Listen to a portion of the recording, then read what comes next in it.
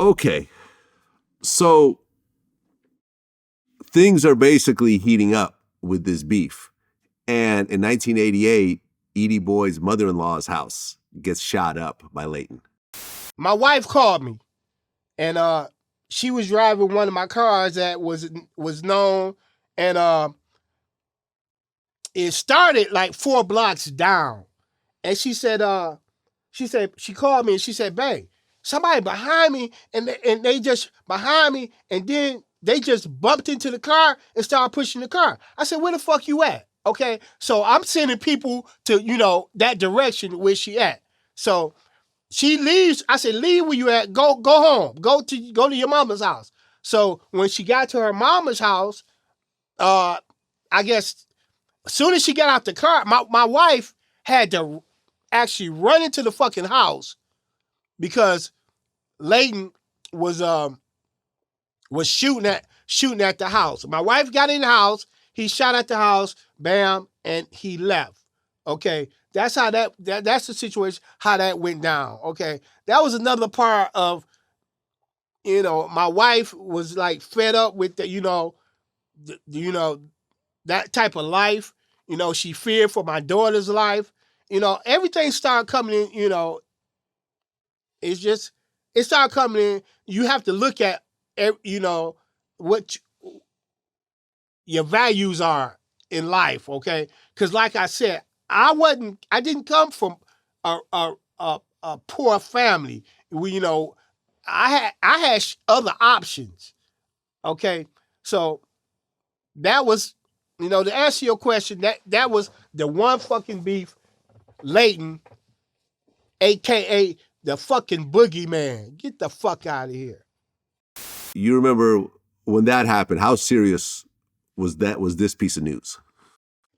You got to look at it like this. If somebody was to shoot like somebody in your family house up, or somebody was to shoot somebody in my family house up, you would take that as serious, because evidently they're trying to do some bodily harm to where this person may not never come back. So anytime somebody shoots at you like that, it's a potential danger. So it's always serious. Right, because his sister-in-law was there. I think there was a little kid that was there. Like it could have really just been a full-blown slaughter. Yeah, it could have. Now, did you guys ever work things out with Layton, or is it just a beef that just sort of kept going on forever in a certain way? We ain't friends. I mean, I just tell you the truth, that Layton beef, I don't know how, I haven't seen Layton all that, but at the time, the beef, if he shot it in your house, the beef would never stop. And that's how we feel, you know what I'm saying? We didn't start nothing with you. We didn't come, mess with your family. Back then, it was a golden rule. If you in the game, and I'm gonna let this be known, if you in the game and you get into it with like a guy on this crew and all that, okay, you into it with him. You ain't into it with his mama. You ain't into it with his sister. We didn't play that. I could see you with your mama tomorrow and have beef with you. I ain't no run up on you and your mama. She ain't got nothing to do with me. But if I see you tomorrow by yourself, I might run up on you. Yeah. Yeah, it's bad. It sounds like a horrible era to have to go through. Yeah. I mean, at any point, did you say, man, this is just too much? Like, my man's mother-in-law's house got shot up. My partner just got shot 4 times in front of me. Like, let me just go move somewhere and just get the fuck up out of here.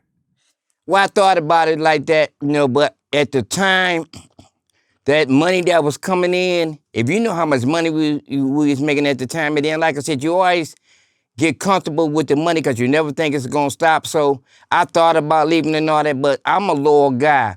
I'm going to try to stick it out with them. If we come into this together, we're going to try to stand this together. So whatever they want to do, if we're going to be together, let's do it. I mean, at its height, how big did the 50 Boys get? Like, how many members? It's only 350 boys. Okay, so you guys never expanded and created a big, huge crew. Educate other crews. Like the 12th Street Boys, he was supplying them. He had people out of town he was supplying. He had people on the west side. But far as just us being a crew, is the 50 Boys are Demetrius, Terry, and Derek. Got it. Well, at one point, you guys approach ED and say that you want to part ways. Because you guys got your own plug at that time? Well, that was Demetrius and Terry, that was on them at the time. You know, they were really, you know, talking with that. I was just, at the time, I'm a silent person. I'm just going to see how I play out. So when they was doing that, I was just, you know, taking our time to see what everybody's going to do. Okay. And I spoke to ED about this. He said when they showed up and said that they want to go, he said, cool, no problem. You know, because in his eyes, he felt like everyone that he was working with were bosses. Yes. You know, in the same way that he considered himself a boss. And he was under someone at one point. He went off on his own. So he was like, hey, listen, these guys want to go off on their own.